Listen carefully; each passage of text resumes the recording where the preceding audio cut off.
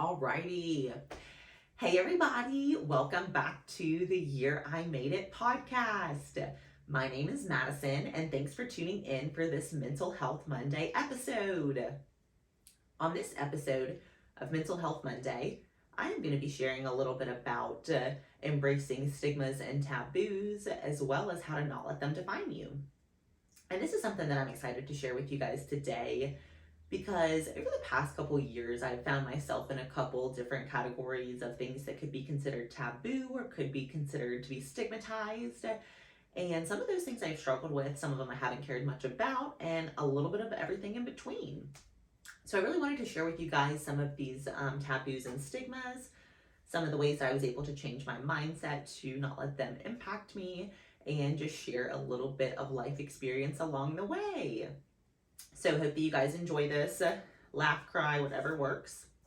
So some of the things that I wanted to chat about is I really wanted to start with some of the mental health taboos or mental health stigmas. And so I'm somebody who has really always struggled with mental health, and really over the past few years, I've really been focusing on taking care of my mental health, embracing the fact that I need help with my mental health, and really making sure that I have the right resources. And in that journey, I realized that there are some different taboos around just mental health in general. There are some people who just feel really uncomfortable if you talk to them about the fact that you're in therapy or just different things like that. So I wanted to start by talking about anxiety. So as far as mental health stigmas go, I feel like anxiety is one of the things that is probably the most accepted in today's culture. And by that I mean right now, I feel like we're in just such a great time of mental health in America. Obviously, we still have a long way to go, but in the world of mental health right now, I feel like there is a lot of knowledge and a lot of resources around anxiety specifically, because I think so many people have struggled with anxiety within our culture for just so long and attribute it to like maybe just the hustle culture or just like doing what you have to do or whatever that looks like. And then you end up really kind of in a state of just constant anxiety, stress, worry, whatever that looks like. And so as far as mental health things go, I would say anxiety is personally what I struggle the most with. I would say I have pretty consistently had anxiety for probably at least like maybe 10, 12 years now. And right now it's probably the best it's ever been, just because I have a good therapist, I have the right medications, I have my morning routine, all that good stuff. However, anxiety has definitely been the one that I have struggled with the most over the years, and I think a lot of people struggle with anxiety. So if you do struggle with anxiety, there's nothing wrong with that. If you need to get therapy or medication for anxiety, also nothing wrong with that. So if you feel like anxiety is something that you're struggling with, embrace it, figure out how you can get yourself some help, and bebop along from there. The next mental health stigma I want to talk about is depression. So depression, and I would say people who are suicidal, I feel like are the most stigmatized of the mental health. And so I feel like a lot of times whenever people say like, oh, I'm depressed, I feel like maybe the stigma is like, oh, they want to kill themselves, and that's not always the case. I think there's a lot of people who are depressed that don't want to kill themselves. And then I think that there are also quite a few people who are depressed that do want to kill themselves. And so I think that really depression and suicidal tendencies, ideation, whatever the word is, I think that is something that is pretty heavily stigmatized in the world of mental health. And I think that's a lot of the reason that people don't get help about depression or being suicidal, is because what I wrote down for depression is, what will people think? Like, what will people think if you tell them, like, oh yeah, I'm taking medicine for depression, or oh yeah, I've been really depressed lately, or this is a really depressing season for me, or whatever that looks like. And so I think instead of worrying about what will people think, we need to think about how we can make ourselves better and how we can give ourselves the right resources to get back on track instead. So as far as anxiety and depression goes, those are two of the things that I personally struggle the most with. And so those are just some of the things that I have noticed in the world of trying to get my mental health together, and some of the things that have been stigmatized as far as anxiety and depression goes. Right in line with anxiety and depression, I also put therapy. So I think right now, again, the world of mental health, I feel like therapy is becoming so normalized. Lots of people are talking about it, lots of people are going. And I think that's something that's just really, really great that's happening. But I think a lot of people, if you haven't ever been to a therapist or you're not currently going to one, I wrote down for kind of why I think people maybe put off therapy or why they don't go. I put down, am I too messed up? And I always kind of like make the joke that like getting a new therapist is like so much work because you have to like tell a stranger all your fucked up life stories so they can understand why you are the way that you are and how to help fix you, more or less. And so I think therapy is something that when it's uncomfortable, especially if you have been somebody who hasn't been very open about expressing your emotions or maybe been able to express them in a positive way. So I think therapy is something that we absolutely need to normalize a little bit more. I personally love to talk about how I'm going to therapy, and just really be open and candid about that because it's something that's helped me so much. And I think that if you have something that helps you, you should share it rather than being ashamed of it. Something that I think kind of goes along with therapy is medication. So, medication for mental health.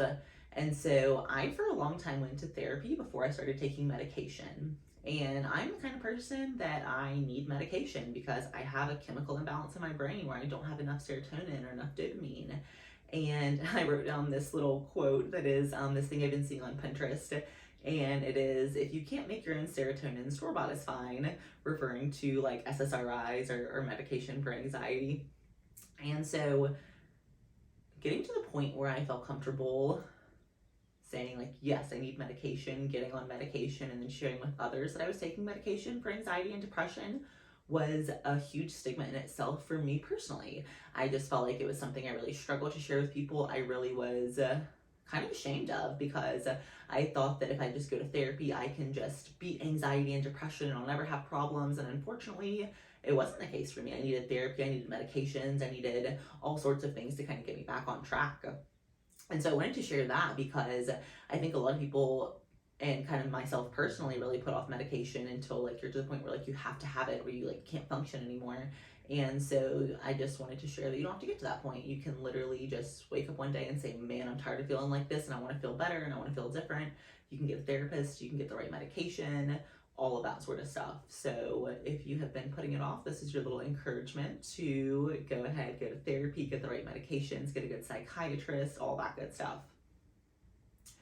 So another, I think this kind of falls into the mental health realm, is addiction. So I've shared that I have quit drinking. I have probably quit drinking for about 5 months now. And within that journey, I realized that quitting drinking is like a pretty big stigma. So one thing that I've noticed is pretty much everybody that I tell like, oh, I'm not drinking anymore, they're like, oh, did you have a problem?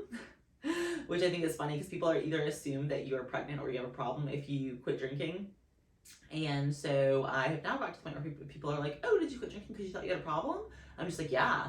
I realized I've been drinking every day for like 2 years and like that's not any way to live. And then I stopped drinking and then I had really bad withdrawals. And then I ended up getting into AA. I've been going for like 3 or 4 weeks now. So I feel like there's a lot of stigmas around addiction, around quitting drinking. And then the one that I personally struggled with the most is going to AA. And so I put off going to AA for a super long time when I quit drinking because like being like, oh yeah, I quit drinking, and then being like, I quit drinking and I couldn't do it alone and I have to go to AA, like to me that felt like a weakness rather than a strength. And by strength I mean I found that AA is definitely like a community of like a sober community of people who are just all on the same journey, have had a lot of similar challenges, ups and downs. And so what I wrote down for why I was kind of hesitant to go to AA at first is I wrote down, will I be accepted? Which is so funny because you're literally going to a meeting, all the people who are saying like, man, I had a problem and I'm trying to get my life back on track. And like, obviously those people are going to be incredibly accepting. And that's definitely what I found in going to AA. However, going to AA, letting people know that I'm in AA, letting people know that I quit drinking, all of that was a big confidence journey for me just because I was so worried about what will people think or, and it's like, who cares? If you're making yourself better and you're doing something that works for you, the people that are supposed to be in your life will get it and everybody else doesn't really matter. So those are some of the mental health stigmas that I wanted to share with you guys as far as some of the things that I've struggled with under the mental health realm.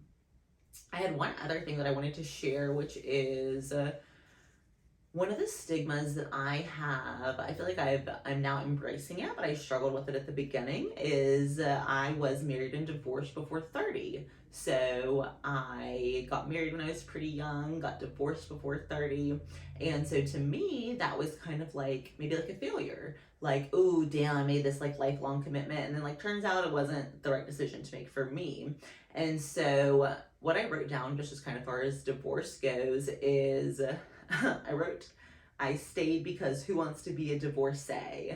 And like, that's not a good enough reason to stay with somebody because you don't want to be a divorcee, because lots of people are happily divorced. I am now one of them. And so for a long time, I wrote down that I stayed with the wrong person who was not right for me at the wrong stage because who wants to be a divorcee? And I literally just followed that up with lots of people are happily divorced. So that was something that I really struggled with, was telling people that I was getting divorced when my divorce was not going easily, acknowledging that. And then also acknowledging that I did make a lifelong commitment very early on and it didn't work out pretty quickly. And then obviously, that creates a lot of doubts within yourself and, just maybe kind of within your judgment or the decision making that you're doing. And so that was something that I found that I struggled with, especially because I was raised in the South where lots of people are happily married for their whole lives and they stay together for 50 years and they die together holding hands.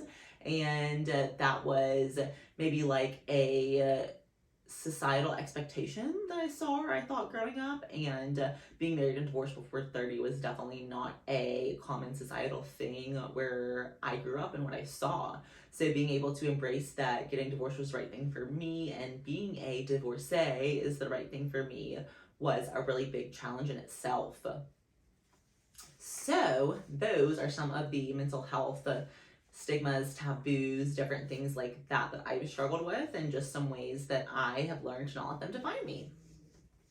So I want to end on this little note, which is that I always go through and I make notes for myself just of different things I want to talk to you guys about, and just things that I think of kind of as I'm brainstorming or as I'm kind of thinking through some of these different things. And the note I wanted to end off on was, embrace yourself, your life, and your journey, no matter how many stigmas or taboos seem to exist. And the other thing that I just want to note with that is it's only a stigma or a taboo if you allow it to be that in your mind. Taboos and stigmas are literally just societal expectations based on the way you were raised or what you thought was supposed to be, how you wanted your life to turn out or whatever. None of those things have to define you, and instead you can embrace them, use them to make yourself better, understand yourself more, and create a better life.